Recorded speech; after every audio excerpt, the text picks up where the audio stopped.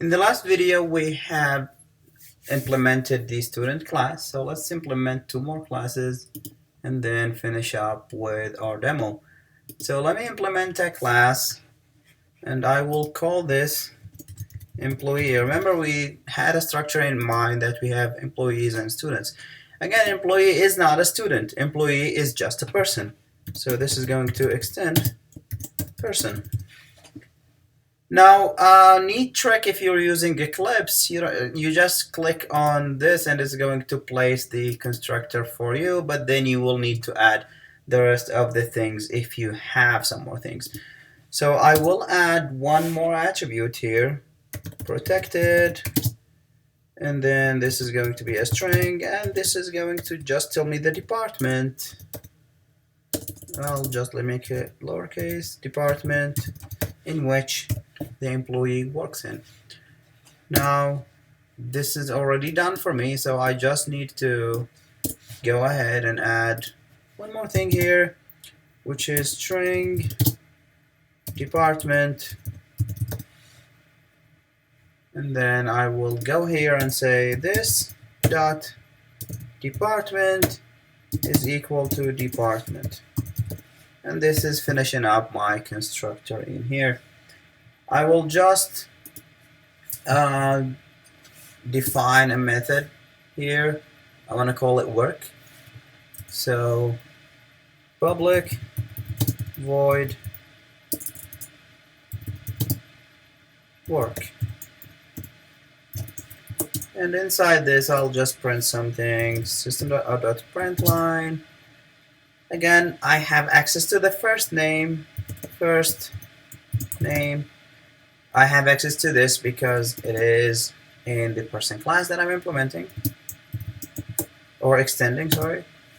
So first name is working hard.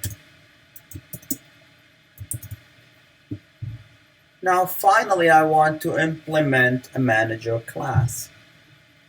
Now let me go ahead and have a new class, and I will call this class manager. Now a manager is a person, but it's also an employee. So manager is going to extend employee, because a manager is an employee. So why do I have to extend person? I just need to extend employee, and I will have access to first name, last name, and department. So I'll add the constructor here, and as you see, it added even department for me.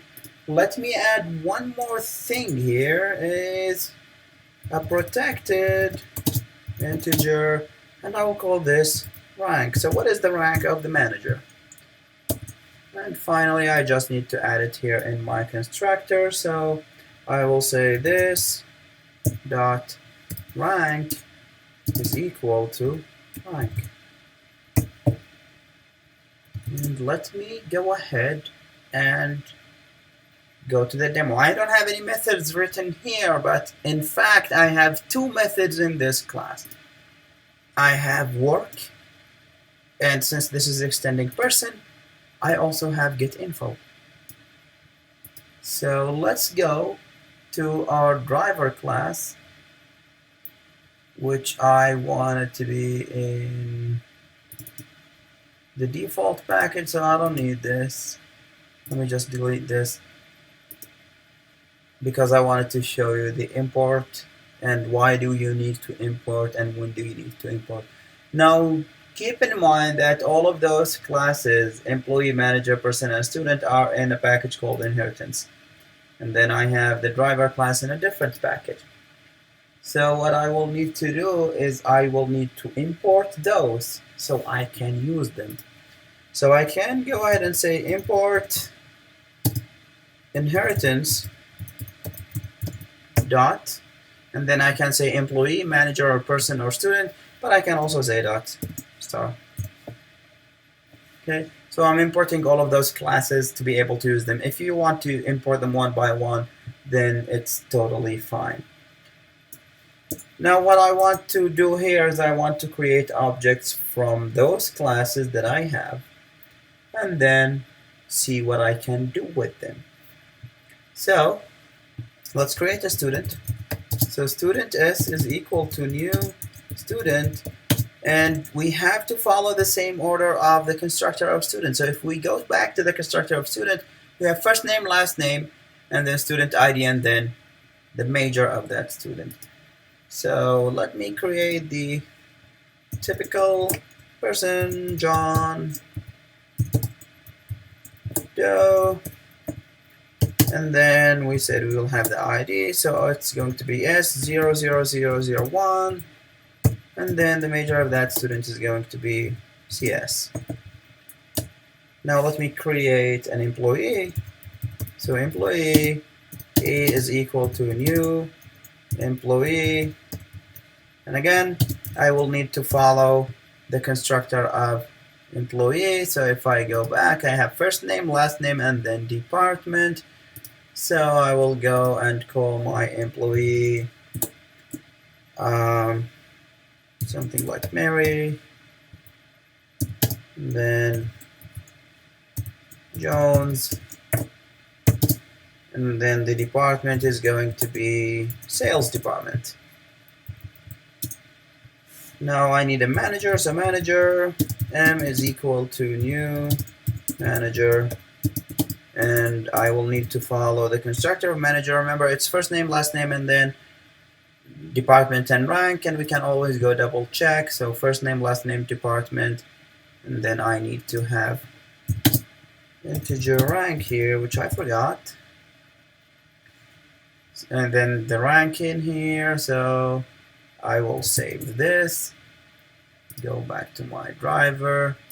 So the first name of that is going to be Bob, and then Roland, for example, and then he's the manager of the sales, and the rank of him is 10. So that's the rank of Bob. So let's see what we can do. Let's see if I can print something. System.out.println s dot. See, I don't have access to any of the variables because they are protected. They are protected and they are in a different package, and I'm not inheriting that class, so I don't have direct access to them.